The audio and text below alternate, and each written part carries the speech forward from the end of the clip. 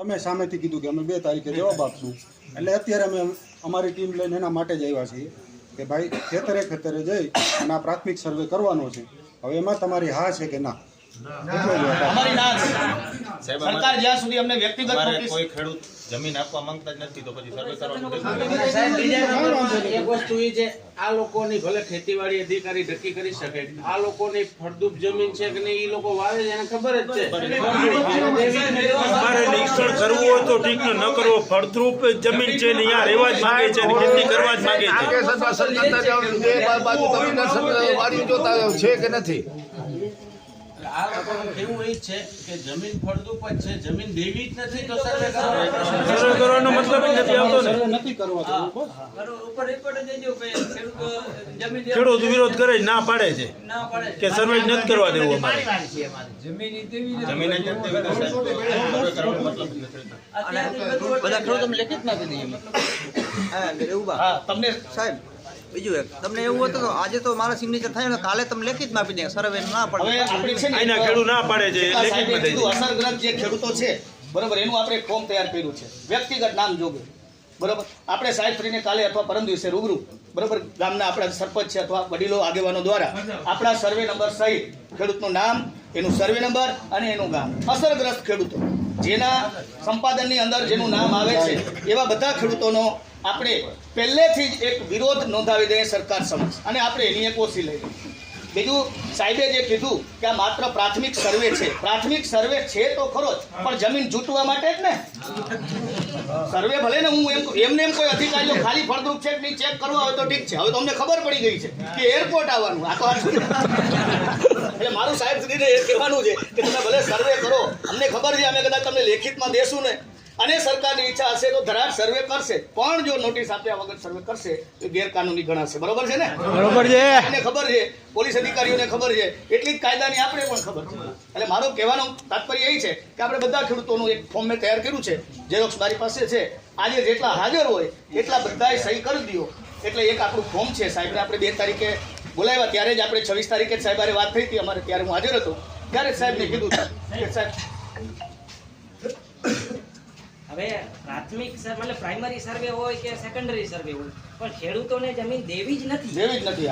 તો સર્વે કરવાનો તો કોઈ વિષય જ હા, સર્વે કરવાનો કોઈ વિષય જ નથી, પણ આપણે લેખિતમાં ઓપ્શન તો છે જ. મારી વાત આનો સર્વે નથી કરવું એવો એક વખત હાથ ઊંચો કરીને કહી દે સર્વે નથી કરવું.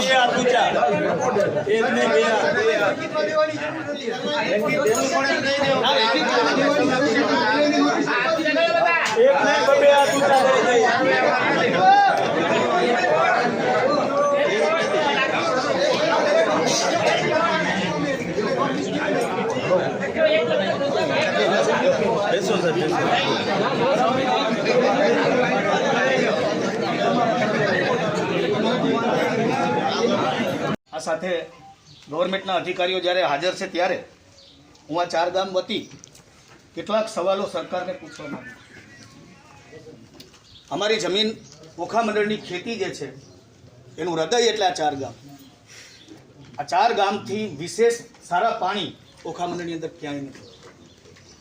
એરપોર્ટ આવે, ઓખા મંડળની અંદર એરપોર્ટ આવે. આ સિવાય બીજી સરકાર પાસે ઘણી બધી જગ્યાઓ છે. હું જે તે ટાઈમે તલાટી મંત્રી હતો ત્યારે બધી જગ્યાઓના સર્વે મને ખ્યાલ છે. જંગલ ખાતાની 1800 એકર જગ્યા ઓખા મંડળની અંદર સરકાર પાસે છે. આ સિવાય 1500 થી 1600 એકર મેરીપર, અણિયારી, દ્રેવાડ એ ગામની અંદર બિન ઉપજાઉ જગ્યા છે જ્યાં આજે ખેતી પણ નથી થતી. જંગલ ખાતાની જગ્યાની અંદર આજે બાવર બોરડી સિવાય બીજું કાંઈ નથી. એ જગ્યાની અંદર એરપોર્ટનું સ્થળાંતર કરવામાં આવે.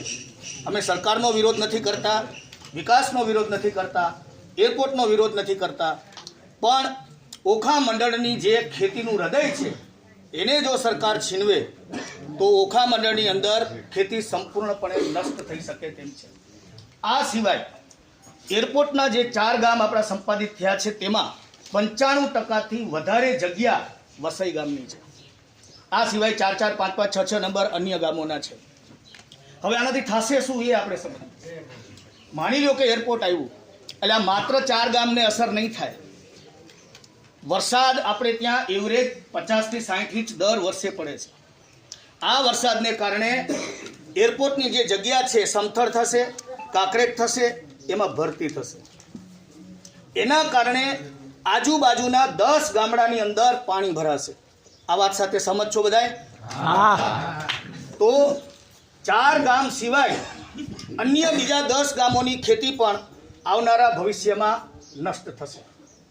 અમારું સરકારશ્રીને એટલું નિવેદન છે કે વૈકલ્પિક વ્યવસ્થા ઓખા મંડળની અંદર છે અને કાયદાની જોગવાઈ મુજબ ફળદ્રુપ જમીન સંપાદન કરવી એ માત્ર અંતિમ વિકલ્પ છે. એમાં સાહેબ સમજશો?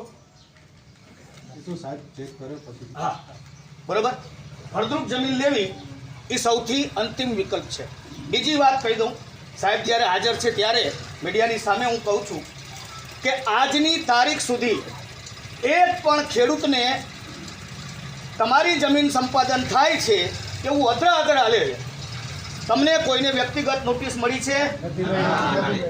બીજી વાત, ગ્રામ સભાની અંદર 4 ગામના ગ્રામ સભાની મંજૂરી લીધી છે?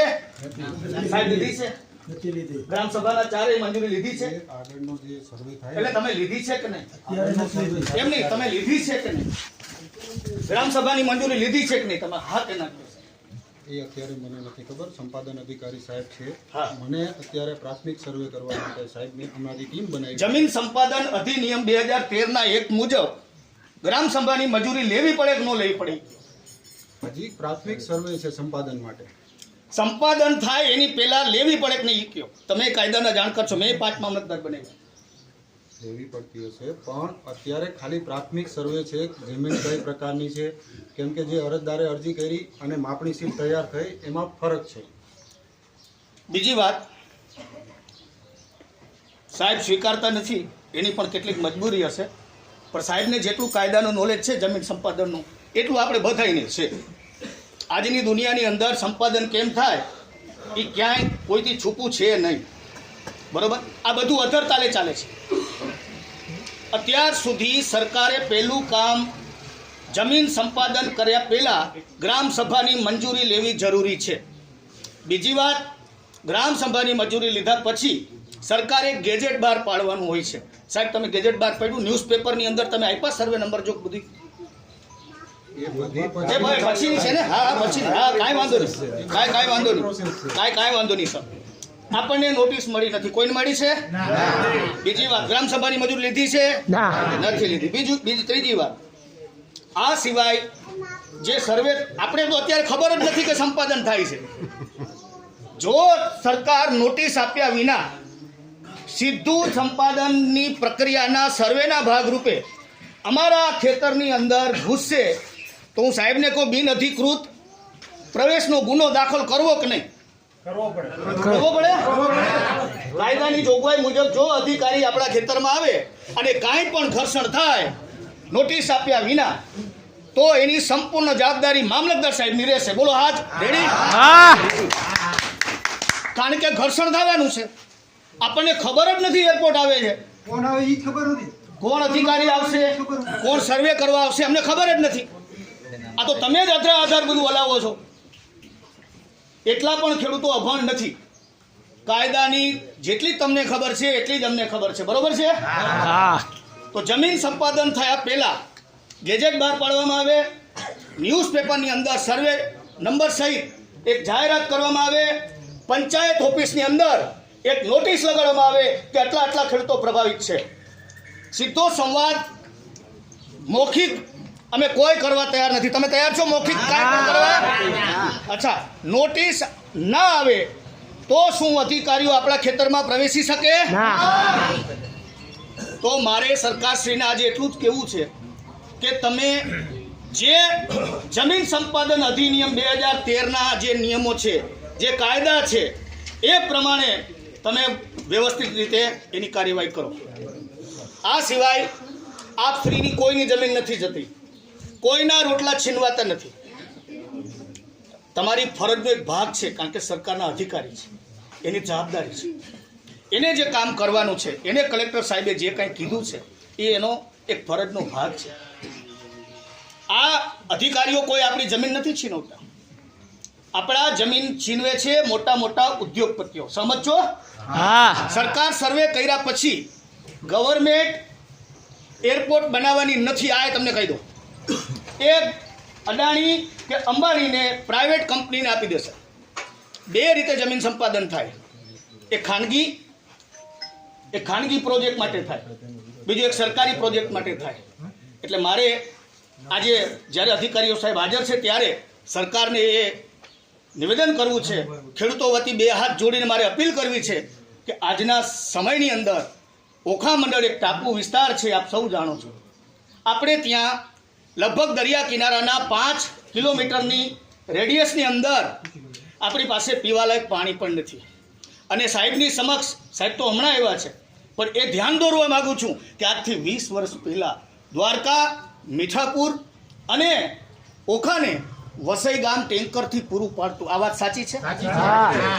હવે છેલ્લા 8-10 વર્ષથી વરસાદની પેટર્ન ચેન્જ થઈ. એ વરસાદની પેટર્ન ચેન્જ થવાને કારણે હવે બધી જગ્યાએ પૂરતું પાણી મળી રહે છે. એટલે ખેતી લાયક જમીન જો સંપાદન થાય તો ઓખા મંડળનું ખેતી જે છે એ સંપૂર્ણપણે નષ્ટ થઈ જાય. બીજી વાત આવે છે સ્થળાંતરની, કે 1500થી વધુ ખેડૂતો સ્થળાંતર ક્યાં કરશે એવો કોઈ સરકાર પાસે અત્યારે અહેવાલ તૈયાર છે કે નહીં. એટલે સાહેબ તો એમ જ કહેવાના, સર્વે થઈ પછી. શું કહેશે? સર્વે થાય પછી. આપણે એની સાથે સહમત છીએ. હું એમ જ કહું છું કે અમારી જમીન ફળદ્રુપ સાબિત થાય એના માટે તમે સર્વે કરો. અમે કોઈ ખોટું તો બોલતા નથી. અમારી ખેતરે, અમારી વાડીએ પાકા મકાન છે પાકા મકાન. આપણે આ 4 ગામની અંદર જે ખેતી થાય છે એ ખેતીના બધા 90%થી વધુ લોકો, આપણે મને સાહેબે 214નું લિસ્ટ આપ્યું છે, જે ખેડૂતો અસરગ્રસ્ત છે એનું લિસ્ટ આપ્યું, એમાં મેં વાંચ્યું. એમાં આપણી પણ એક ભૂલ છે કે આપણે ત્યાં કૂવા અને બોર હોવા